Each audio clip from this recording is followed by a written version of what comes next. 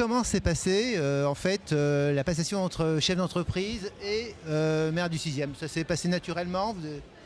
Moi j'apprends tous les jours, hein, donc je suis maire depuis la dernière élection. Je suis toujours chef d'entreprise, donc je cumule les deux. C'est un peu lourd, mais voilà, ça se passe bien. Ouais. Vous aimez ce rôle ou cette tâche que vous avez? Ah oui, j'aime beaucoup parce qu'en fait ce qui m'intéresse c'est de faire des choses dans mon arrondissement et dans les attentes des habitants. Après, il y a d'autres choses qui sont plus compliquées pour moi parce que j'apprends un peu tous les jours, mais ça avance pas mal. Ce qui m'aide, c'est que j'ai récupéré une équipe d'élus qui avaient déjà des expériences dans les différents domaines d'application de la mairie. Après, ça m'aide un peu parce qu'en termes d'organisation, de management, il y a des points communs quand même.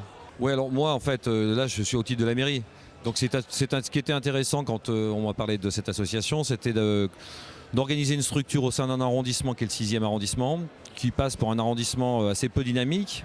Et en fait, on s'est rendu compte qu'il y avait un grand nombre d'entreprises et c'était intéressant de créer un club dans lequel on pouvait échanger et trouver des solutions réciproques entre les chefs d'entreprise qui sont dans cet arrondissement et dans lesquels nous avons aussi 30 000 salariés. Bonjour, David Thoiron, donc je suis le secrétaire général de ce club, le CEE6.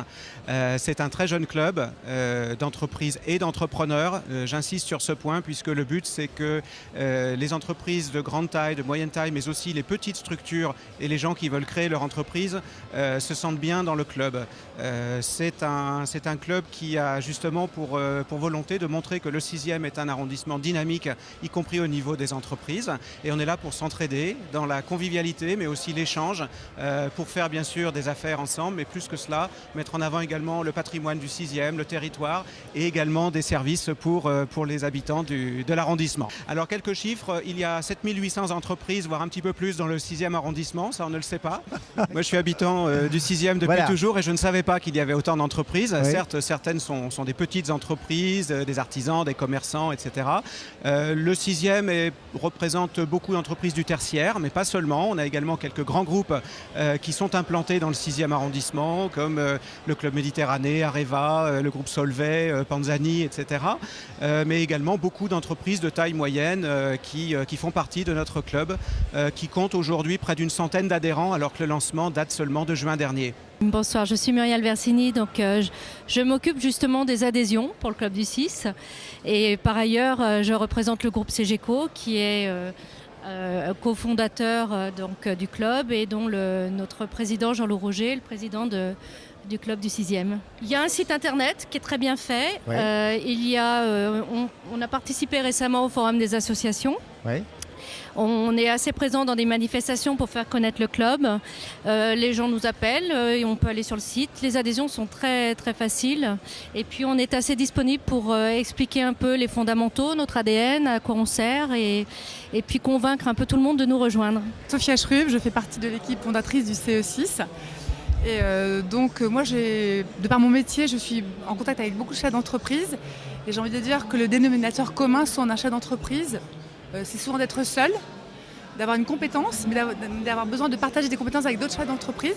Donc, un des éléments importants du CE6, c'est effectivement d'une mise en commun de compétences, des partages de compétences et d'informations, parce qu'on a sur un territoire donné.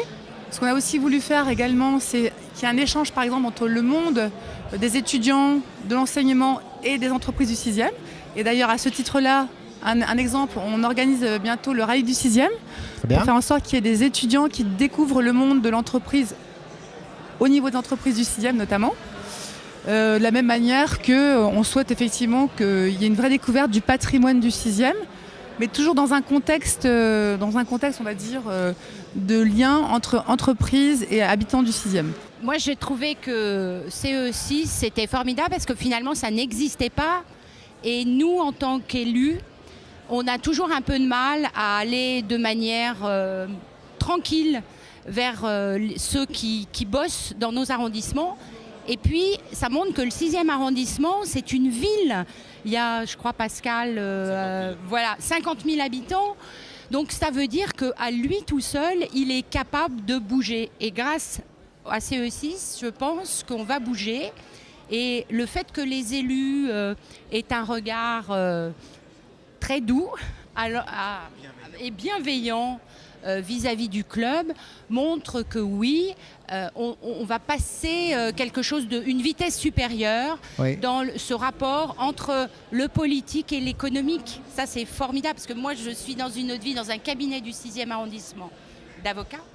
Et donc, du coup, je trouve que c'est formidable de sentir ce qui bouge au-delà de juste les habitants.